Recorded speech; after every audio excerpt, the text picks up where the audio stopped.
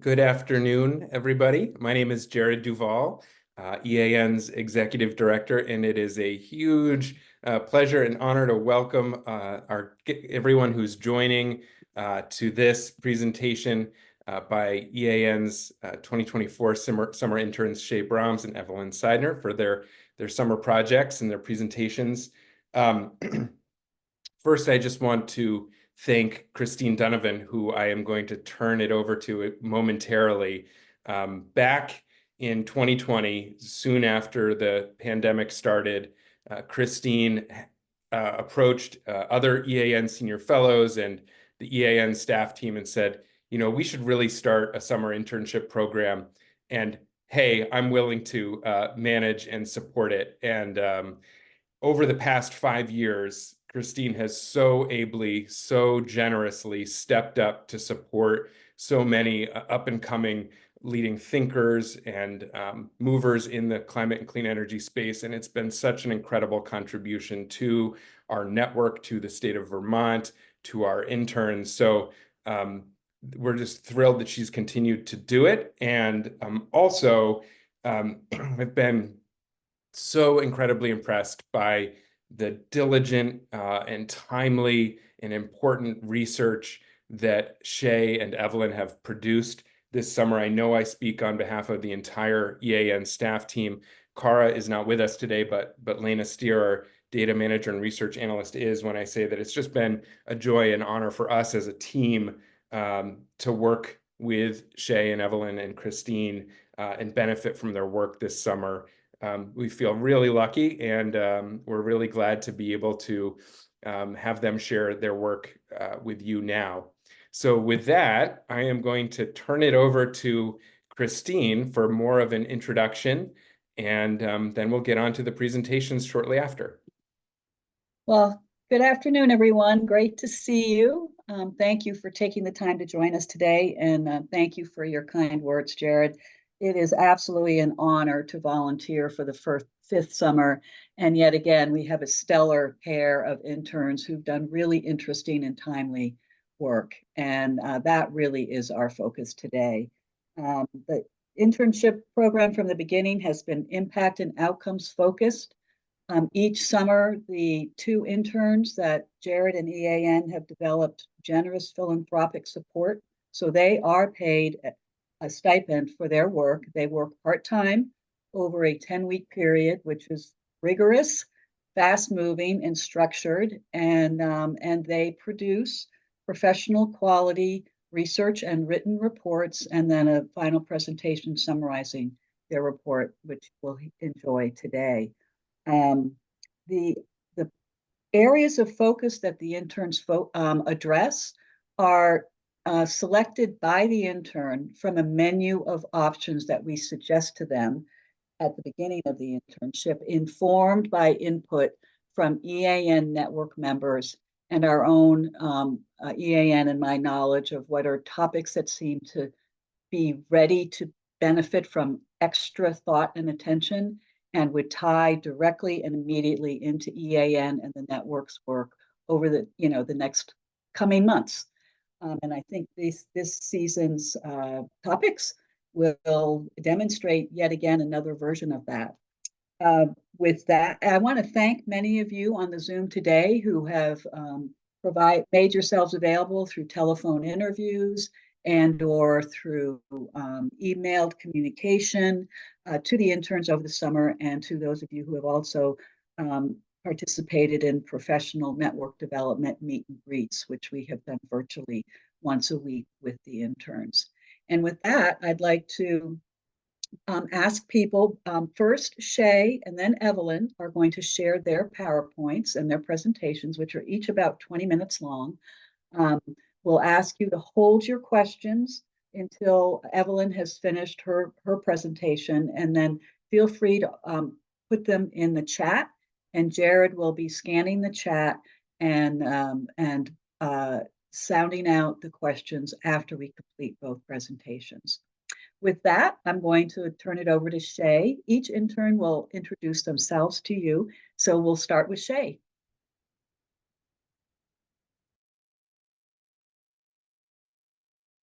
Shay, do you want me to go ahead and pull up your slides? Yeah, Great. that sounds great.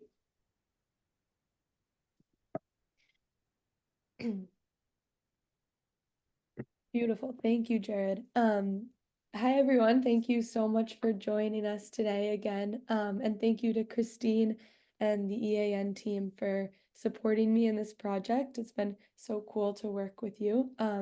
And today I'll be sharing the latest research on weatherization and beneficial electrification for Vermont households with lower incomes. Next slide. So quickly about myself, my name is Shay, and I'm a rising junior at Middlebury. I'm studying environmental policy there. And outside of the classroom, I love to ski race, cross-country ski race for the Middlebury ski team. So the purpose of this project was to compile the status and current trends on weatherization, additional energy efficiency improvements, and beneficial electrification, specifically for households that are income eligible for the Federal Weatherization Assistance Program, also known as WAP. And so within that, trying to identify different challenges and successes within those services and identify what sort of opportunities for enhancement Vermont has for the future. Next slide. So some brief definitions to kind of compile, to lay the groundwork for my research. Energy efficiency first refers to a broad range of improvements, all of which reduce energy consumption in a home. Weatherization more specifically refers to a subset of those improvements that are eligible for funding for the Federal Weatherization Assistance Program. And beneficial electrification here refers to the replacement of fossil fuel heating with heat pumps powered by renewable electricity to benefit customers financially and through increased comfort. Next slide. So why are we talking about weatherization, energy efficiency, and beneficial electrification? There are extensive benefits, as you may know, stemming from these home improvements for the household and for the broader community. These are seen through cost savings, physical and mental health, safety, comfort, and as well as for the environment. Next slide. So this project studied the delivery of weatherization, energy efficiency, and beneficial electrification for households with lower incomes. And the fundamental foundation for this work is the Weatherization Assistance Program, which is a federal leading assistance program since 1976, providing households most in need with improvements that reduce their energy bills and increase their comfort, their safety, and their health. And so the primary delivery of this assistance program in Vermont is through the 5 local weatherization agencies, as seen on the map on the right. And over time, the delivery has evolved to incorporate the expertise and the resources and capacity of Efficiency Vermont, electric and gas utilities in Vermont, numerous nonprofit organizations, as well as federal, state, and other sources of funding, which I'll dive into soon. So why do we want to focus specifically on WAP income eligible households? So as you may know, recent climate bills in Vermont underline the importance of equity and justice within our transition to a clean energy economy. And the reason for this, recent data shows us that the lowest income households in Vermont spend 19% of their income on fuel and electricity on average, while meanwhile households at 100% of area median income spend 4% of less on their income on fuels and electricity, showing a clear discrepancy in energy burden. And the 2023 Energy Burden Report showed us that comprehensive weatherization, which is what we're referring to with this program, reduces total annual energy expenditures by an average of 6.6%, which is huge. And so WAP is a central cornerstone for income eligible weatherization and energy efficiency, and now more recently, beneficial electrification. So when I was doing this research, some of the questions I was asking were what WAP and other related services exist in Vermont to help these households, and do these assistance programs or any other assistance programs exist to enable fuel switching from fossil fuels to electricity, also known as beneficial electrification. And then within these programs, kind of what is the uptake of them, what's working, what are key challenges for the delivery services or the clients themselves, and what sort of opportunities do we have for enhancement. And next slide, please. And so to do this research, I looked into a lot of the key national and Vermont reports regarding this work. And then I did interviews with 17 Vermont professionals in this field, some of whom are here. If so, thank you to you. That was really helpful. So that all shaped kind of what I found and what I'm talking to you about today. So who are we talking about when we say WAP eligible? So there are several low income definitions out there, and for this project, I used the WAP defined income eligibility, which is defined by the Vermont Office of Economic Opportunity. And so, which is anyone at or below 80% of household area median income. And so any household at or below this ceiling amount is eligible for services. And fortunately, the OEO uses a higher maximum threshold, as you can see, than, for example, the US Department of Energy, which uses 200% of the federal poverty level. And so this higher maximum significantly expands the number of households in Vermont that are eligible for WAP than if either of the other two thresholds were used. So what does the process look like, actually? And so it includes a comprehensive package of services, and it may vary by weatherization agency or household need.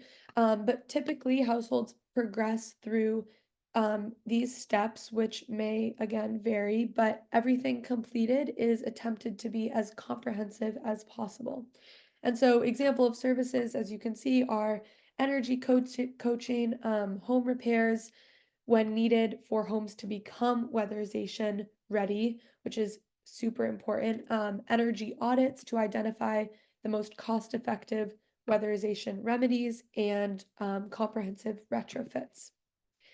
So next slide. So comprehensive retrofits, those are determined by a 233-page WAP technical manual used by all the local weatherization agencies to serve WAP clients with a variety of fundamental services, whether they be health and safety related, mechanical related, building shell related, and many of these projects also include additional energy efficiency supported by other partners when it makes sense for the household. Next slide. So some of these additional services that may be provided to a household as well from the weatherization agencies through supplemental funding include additional energy efficiency measures, health and safety repairs, electric panel and code compliance upgrades to support electrification. And these are often provided by supplemental funding, which I will dive into next. So the good news with funding is that Vermont has several ongoing funding sources available, including federal and state sources such as our US DOE formula funding, Vermont's Home Weatherization Assistance Fund through a fuel tax, and Efficiency Vermont. And each of these funding buckets provided in this chart and the next slide, they all have unique guidelines and rules. And so this kind of depicts a snapshot in a moment of time and it exemplifies kind of the complex puzzle supporting this work. And so some of the one-time funding buckets on the next slide there are several of them, of large infusions of federal sources that have been and continue to support weatherization, energy efficiency, home repairs, and beneficial electrification for the next few years. And this is a lot of money, and it's really exciting and good news. But as you can see, the time limitations of this funding reveal a much needed long-term sustainable funding source. And so the level of support for WAP income eligible households will seriously diminish without providing a funding source, a long-term funding source in the future, additional funding. An example of one type of policy for this could be the Clean Heat Standard, which you may have heard of, and the design and rules of the Clean Heat Standard currently the PUC is developing, and the legislature will vote on in 2025. But it is an example of a long-term funding system functioning as a performance standard applied to the providers of fossil heating fuels in Vermont, requiring them to deliver a gradually increasing percentage of low emission heating services to Vermont customers. So that's one example of something that's happening in Vermont. That's a potential policy that's happening underway.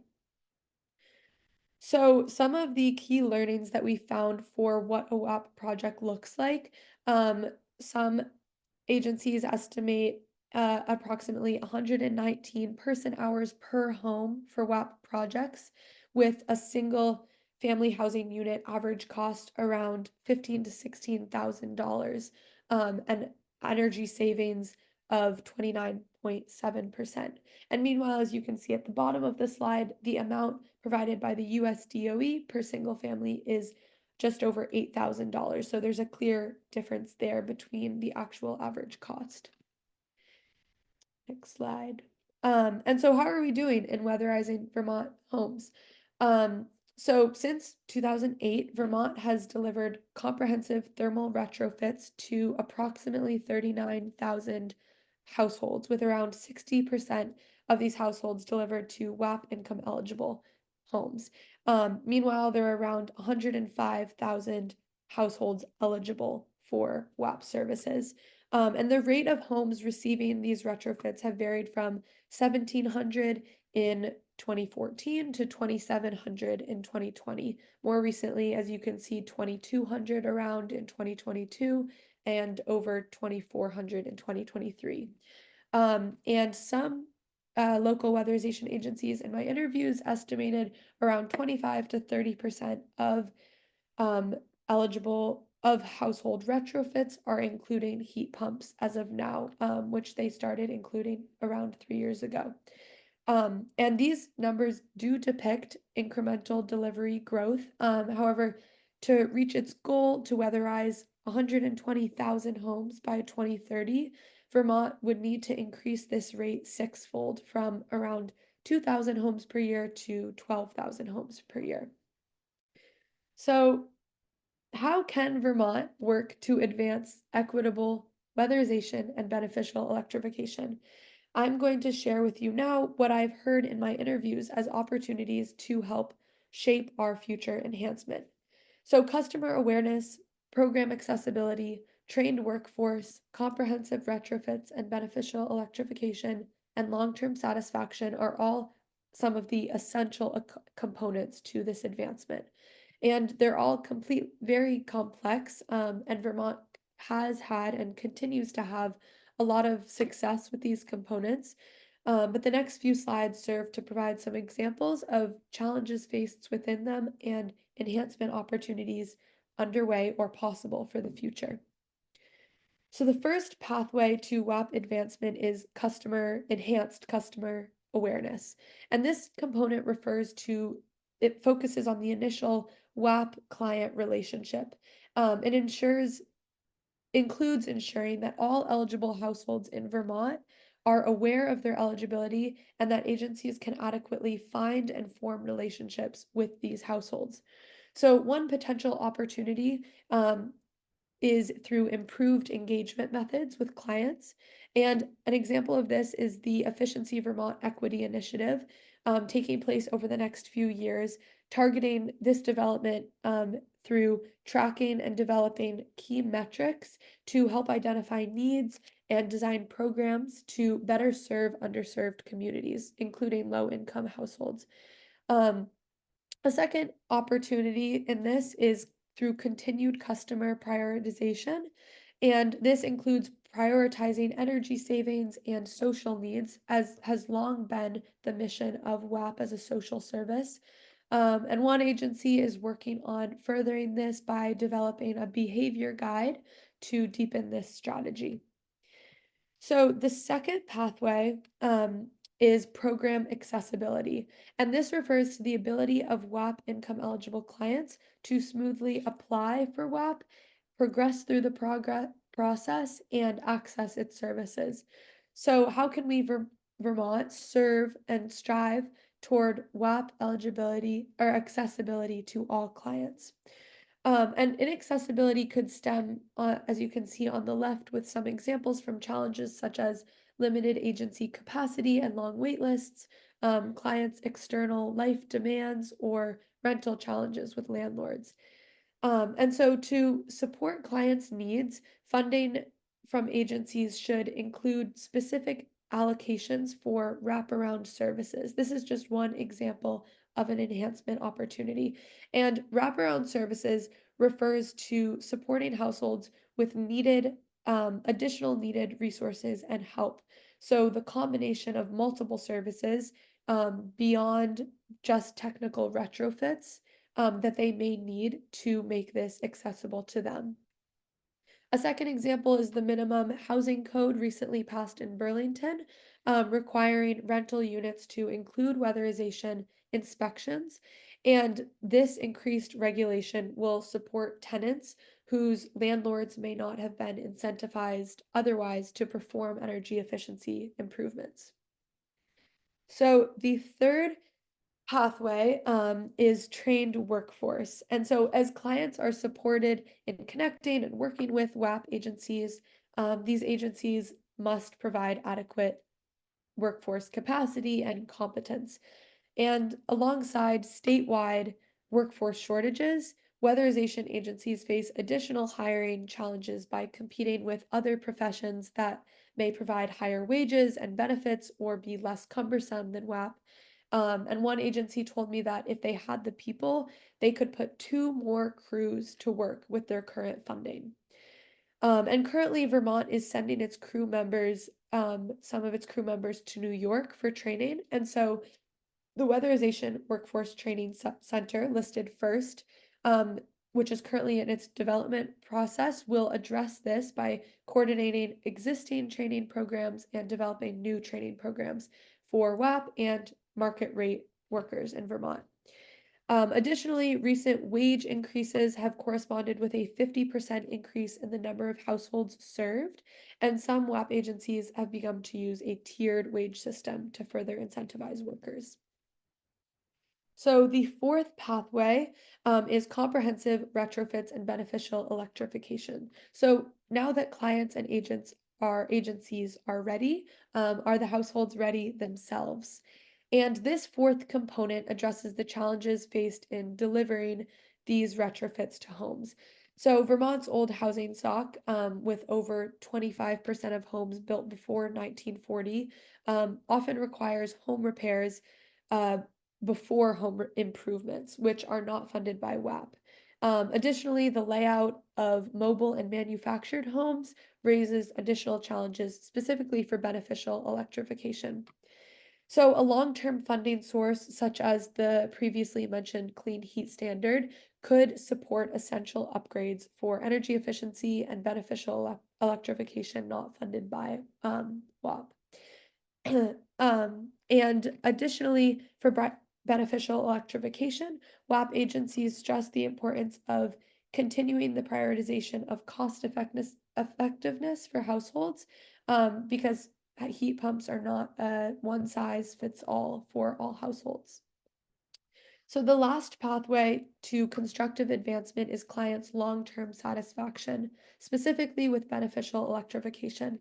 And one potential strategy to support their future financial and user satisfaction is the prioritization of heat pump user education, because clients must know how to use heat pumps to maximize their comfort and cost savings from this equipment. Second, as you can see, progressive electric rate design, which means a lower energy rate for low-income households with heat pumps, would support families' ability to electrify, as seen within an example in Massachusetts with their electric rate design.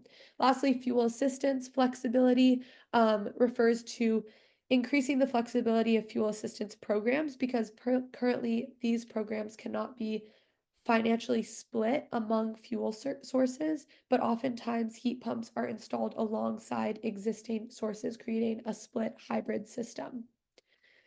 So overall, these components, Vermont has a strong team. It's really important to acknowledge strong team and mission and goals to advance these pathways.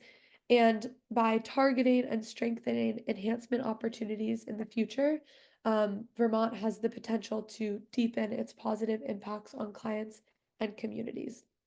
And here's an example of a satisfied client who described the agencies as Earth's angels. So they're doing great work right now as well. Thank you for listening to that.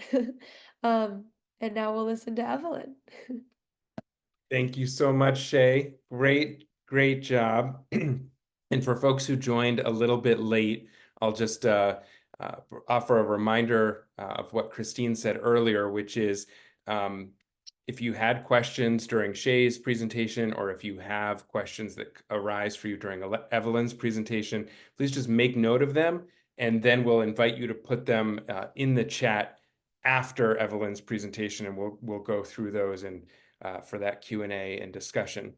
But right now, I'm excited to introduce Evelyn Seidner. Let me pull up your slides, Evelyn.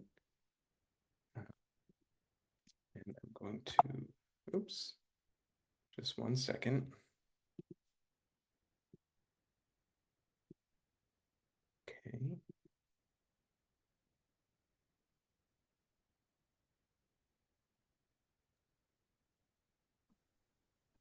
Great. Awesome. Thank you, Jared. Hi, everyone. Thanks again for joining us today. The topic that I researched throughout the course of my internship is surrounding consumer protection from utility disconnection and for bill payment assistance for low to moderate income customers.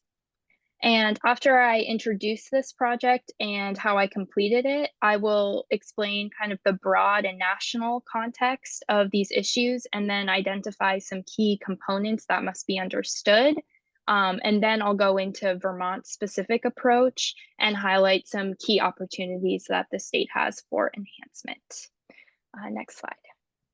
Okay, so first I'll introduce myself briefly. My name is Evelyn Seidner. I am a recent graduate from the University of Vermont with a degree in environmental studies. In my free time, I enjoy the equestrian sport of dressage and spending time in the outdoors with my dog, Arthur. Next slide.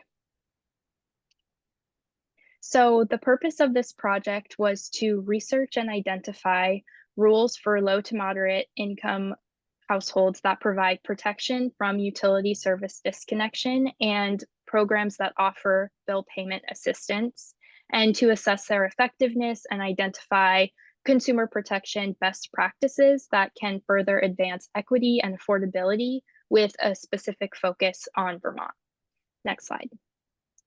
Key questions that helped me focus this research were: why is this topic important? What consumer protection practices are utilized in Vermont, both for disconnection and bill assistance?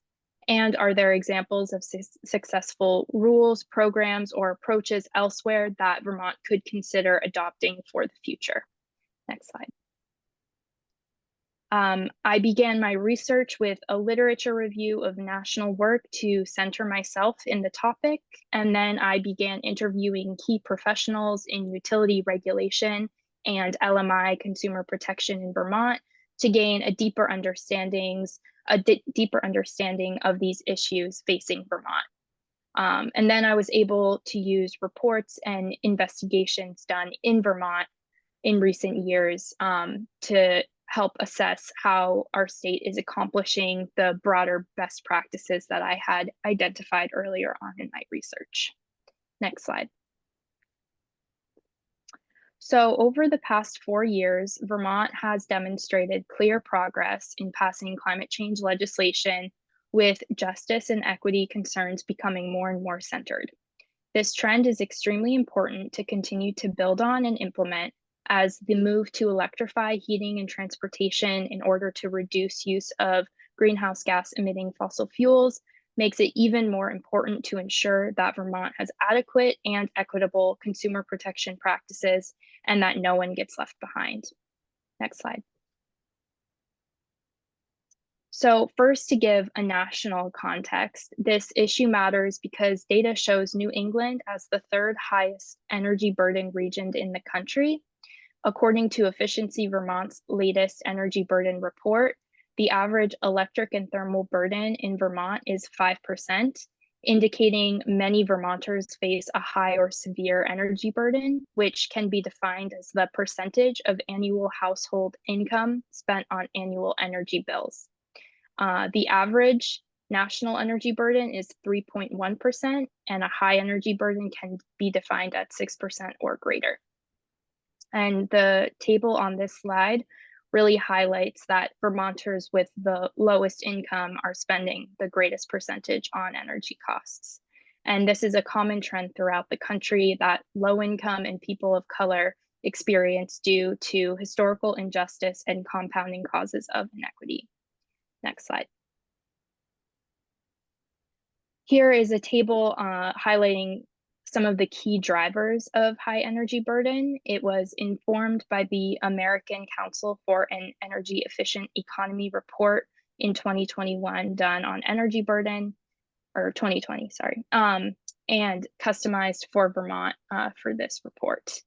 And as you can see, there are just an overwhelming kind of number of factors that can result in a household experiencing high energy burden. And this reality is key in consumer protection practices now and in the future to take into consideration. Next slide. Energy equity is defined as the fair and just distribution of the benefits and burdens of energy production and consumption. Bringing in energy equity to the decision-making process at utilities and for regulators is key for a truly just transition. Next slide. So utility regulation has historically been based on 3 main principles in which regulators must set just and reasonable rates. These rates cannot result in undue preference or advantage of any customer, and the utilities should receive just compensation for the service they are providing. And these 3 main principles are largely the basis for how regulators operate, and it does not typically include assessing affordability for individuals or using energy burden in decision-making currently. According to a report completed by the Lawrence Berkeley National Laboratory in 2021, no state commission was explicitly taking energy burden into account in initial rate setting. Next slide. So a disconnection rule sets guidelines for how and when a utility can terminate service. Many also include additional stipulations utilities must follow in order to protect the consumer. All 50 states and DC have a form of this rule, but they vary widely in breadth and effectiveness. State legislatures and commissions first created these rules to strengthen consumer protections in response to rapidly rising energy costs in the 1970s. However, protections created decades ago do not meet current needs, as shown by many people facing a high energy burden and persisting energy insecurity. And with the prospect of increased reliance on electricity service with decarbonization efforts, low-income, and historically disadvantaged households and communities are particularly reliant upon effective consumer protection practices, making this a very important and timely thing to address. Next slide. So this slide highlights the common components included in disconnection rules around the country. Next slide. In addition to the previous slide, states that provide these following protections in their rules meet nationally recognized best practices. The first being medical or serious illness protections. There is a whole body of work on the importance of ensuring essential service is available to those with health conditions necessitating utility service. The second is weather-related protections. As climate change affects advance, we all will continue to experience more unpredictable and extreme weather events and patterns. A disconnection in the extreme heat or cold can be life-threatening, and states must consider protections that can prevent this very avoidable hazard. Number 3 are elder and child protections. These are society's most vulnerable and also those who are most at risk for having a life-threatening experience when disconnection does occur. Number 4, deferred payment plans. These are an important protection for households who demonstrate an effort to pay but fall behind on their bill for a number of reasons and need time to pay it back in an affordable way.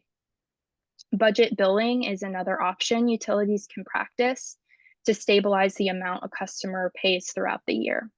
And number 5, practicing minimal fees is a very important thing for regulators and utilities to consider. In many national reports, the requirement of low-income households paying additional fees on top of their bill is thought to be overly burdensome and counter other programming.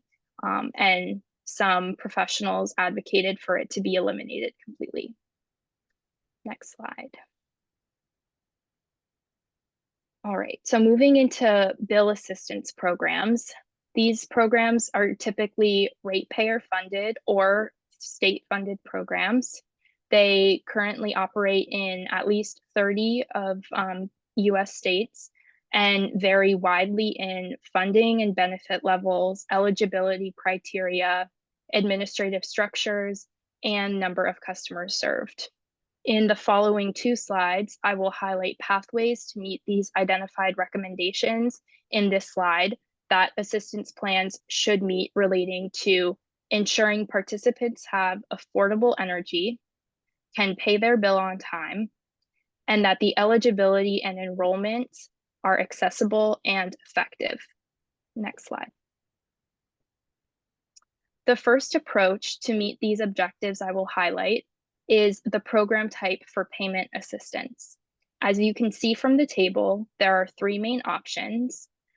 The first, percentage of income payment, is typically thought to be the most viable option, along with the tiered discount plan, because they both take a more individual approach and can account for both individual household income and energy burden if done effectively. The third is known as a flat percentage discount, and it's generally thought to be less effective because it does not distinguish between incomes, and it just provides the same amount of assistance for anyone who qualifies. And to note, Vermont utilizes the flat rate in all current utility assistance programs. Next slide. So the second key component that must be considered when creating or effectively administering an assistance program is arrearage management. Even if a customer is on an assistance plan that makes their bill affordable, if they have debt to pay off, in addition, the result may run counter to the goals of that program. There are multiple approaches utilities can take for arrearages, and they are highlighted on this slide. The third component of an assistance program that meets best practice involves creating and maintaining a system that is easy for customers to access and to stay on. And this can involve creating an automatic enrollment system, as well as self-certification. Next slide. So this quote highlights that both disconnection rules and bill assistance are essential in order to truly advance many renewable energy goals and programs. Next slide.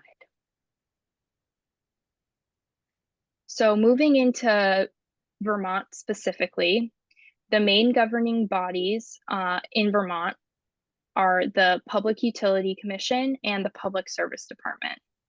The PUC is in charge of Vermont's disconnection rule, and they can also approve utility bill assistance plans. Next slide. So Vermont's disconnection rule meets many best practices, including providing a 30-day exemption from disconnection with a physician's note, winter disconnection protections from November 1st to March 31st, which are strengthened further for Vermonters aged 62 and older, deferred payment plans, which must take into consideration a number of things, including the customer's income, payment history, size of arrearage, the current bill, and more. And utilities must also offer budget billing options. Vermont does authorize some fees associated with disconnection and restoration of service, and this does not meet best practices. Advocates also question if Vermont is doing enough to protect consumers, or if more can be done to strengthen protections for Vermont's most vulnerable now and for the future. Next slide. So for bill assistance, Vermont currently utilizes an individual approach where it is up to the utility to create and obtain approval for a program to serve their customers.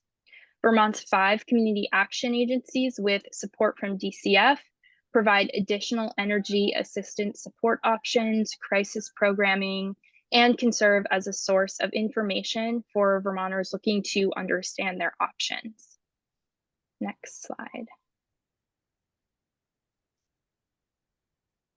So Vermont has 17 electric utilities and 1 natural gas utility. Vermont Gas Systems, the natural gas utility, offers a low income percentage discount of 20%. Of the electric utilities, Green Mountain Power and Burlington Electric Department have established bill payment assistance programs, and Vermont Electric Co-op and Washington Electric Co-op recently began a joint temporary assistance program. GMP operates the most robust assistance program in the state with a 25% flat rate discount and a one-time full arrearage forgiveness upon enrollment. BED offers a 12.5% discount, and Vermont Electric Co-op and Washington Electric Co-op's temporary assistance program is funded through state dollars and will provide 400 people a $45 bill credit for 5 years. All utility assistance programs currently qualify customers at or below 185% federal poverty level. Additionally, Vermont's community action agencies offer a number of energy assistance programs funded through both federal and state dollars with differing eligibility requirements depending on the program. Next slide. So I will now transition into identifying opportunities Vermont has for enhancement in this field, beginning with disconnection.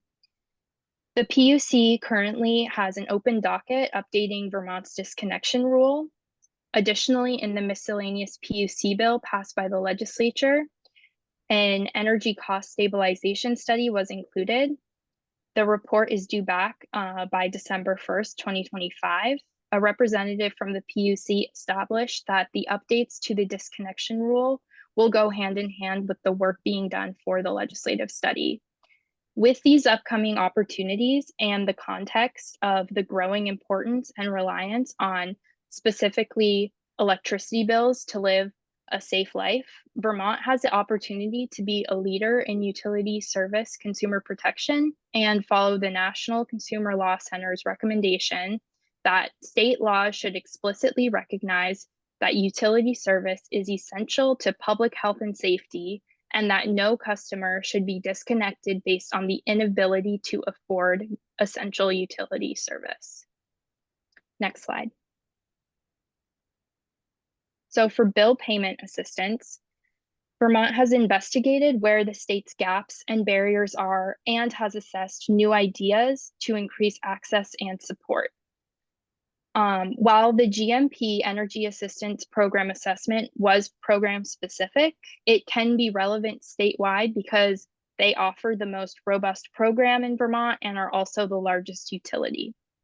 Important findings from this assessment include that the flat percentage rate utilized may be too little to help people in a meaningful way and does not take into account individuals' financial situations as a percentage of income payment plan or a tiered discount would.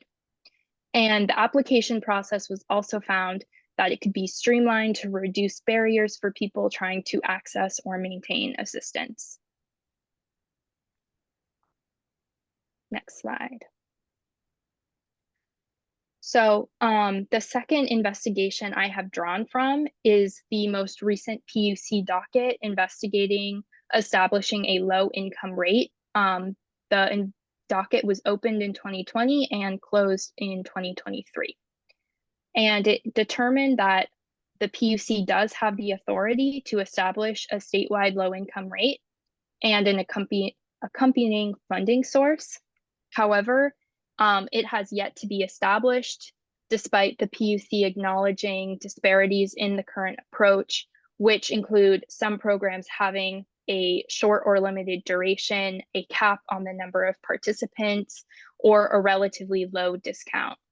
Additionally, some people currently cannot access any of these utility programs due to living outside of the service area. In the docket's closing order, the PUC wrote about their persisting concerns surrounding affordability for electricity for low-income Vermonters. However, they chose to end this investigation with a wait-and-see approach, choosing to observe how these current programs do and what progress utilities with clearly insufficient programs can make in the coming years. Finally, the income-based fixed charge approach coming out of California is a new and somewhat controversial rate design approach to keep electric bills affordable, as well as encourage electrification.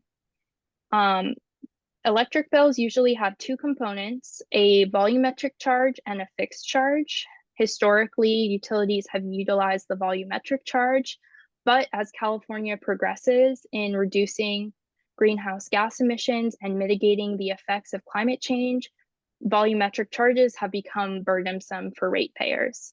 A fixed charge approach would better mirror the incremental cost of generating and delivering electricity, while also helping to achieve renewable energy goals.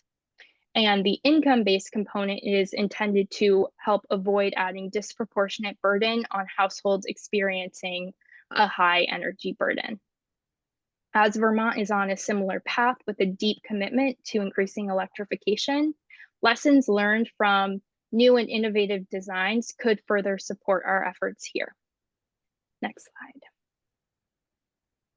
All right, so kind of to wrap up, as Vermont continues to progress towards a clean energy economy, while also experiencing increasing effects of climate change, now is an extremely relevant time to reassess the state's current approach for electric and gas utility consumer protections. Specific areas that the state should put consumer protection considerations front and center include updates to the PUC disconnection rule that are currently underway, the upcoming completion of the energy cost stabilization study, and a much needed follow-up on the low income rate investigation. Thank you so much to Christine and EAN for all of the support from my research this summer, and a special shout out to everyone who made themselves available to speak with me about their work in this field and really help me advance my research and my knowledge on the topic.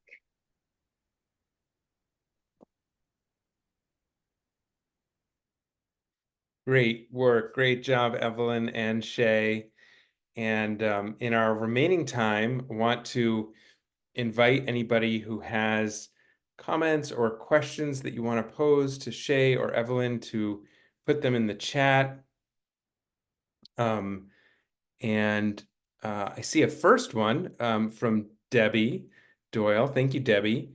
And I believe this one was for you, Shay, about whether technology can help to inform consumers about the weatherization assistance program. Yeah, no, I think that's a really good question, and I think it kind of speaks to um I'm not sure exactly what technology I'm guessing meaning like connecting people online more maybe, but one of the slides I was talking about with increasing customer awareness. There was something about referral innovation, and I didn't talk about this, but I think it kind of speaks to this idea of thinking about more ways to connect customers with agencies. And some people in my interviews mentioned ideas of trying to think of new ways to refer folks to agencies. So, for example, being able to have the agency reach out directly to a client who may have reached out to a different organization, because right now, for example, if an agency reaches out to a nonprofit, that nonprofit could tell the client about the agency, but perhaps thinking of new ways to have the agency reach out to the client. So yeah, I think there could be definitely ways, potential new ways that technology could help. Thanks, Shay. And thank you, Debbie. And then thank you to Beth for this great question. Beth Sachs, another EAN Senior Fellow. And I think this one is for you, Evelyn. Can you tell us what percentage of households that are eligible for existing payment protection plans are actually participating in them? Or is that unknown at this point? Yeah, so that would have to go by each utility program, I think. And I know the 2019 Green Mountain Power assessment that I mentioned in my report has analysis on that exact question. I do not know that specific number off the top of my head. I'd have to go through the report and look it up to be 100% certain of the number. I remember it being maybe like 20 or to 30 in that range percent of people who were eligible were participating, which, if I'm remembering correctly, was like pretty high for national average. But it's in that report. For the other utilities, I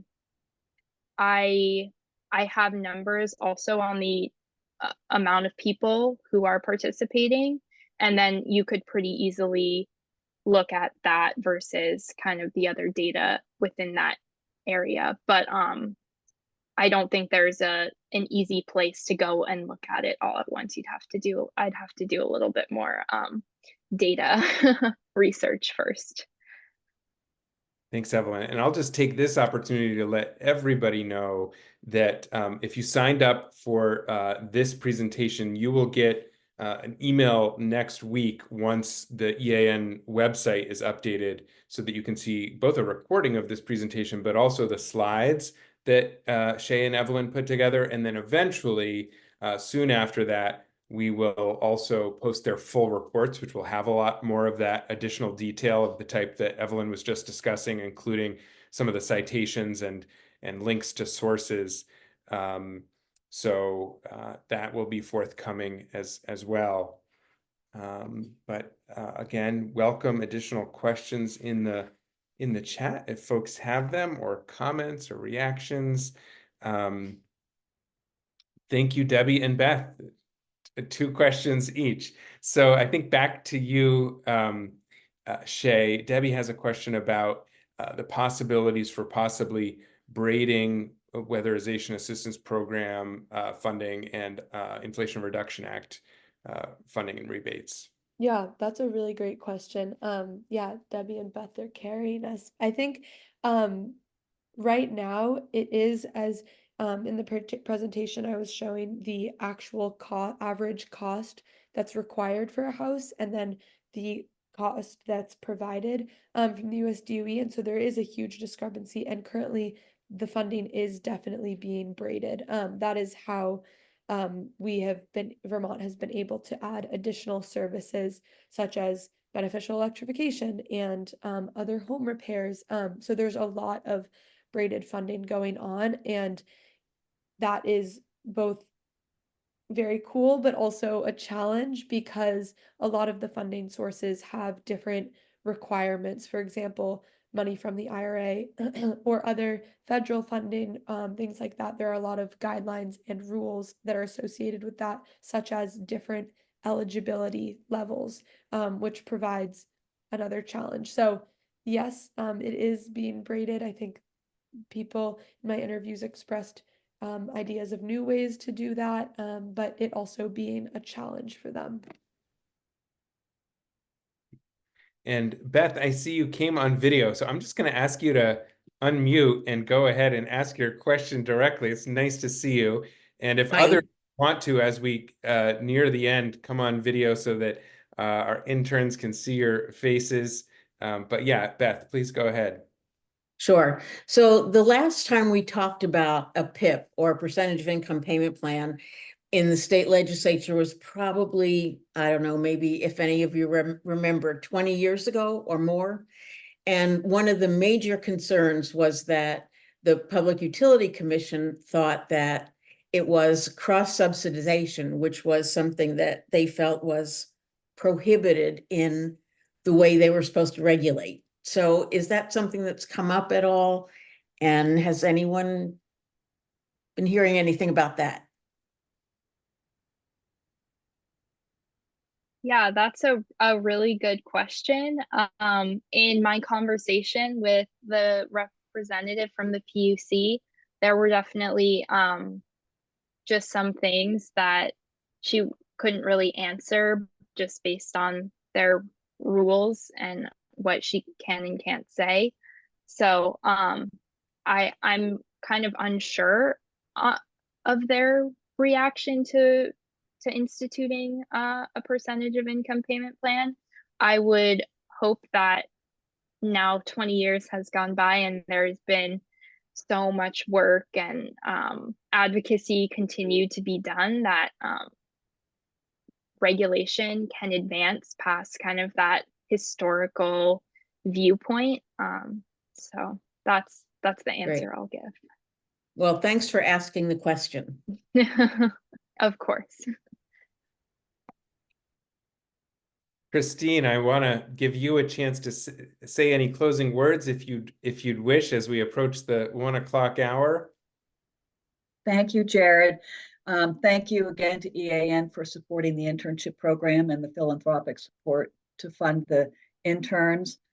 Shay and Evelyn, you've done a great job. It's been a pleasure to work with you. And I can't say more to my peers out there about how rewarding it is to work year after year with these promising climate action and clean energy current and future leaders.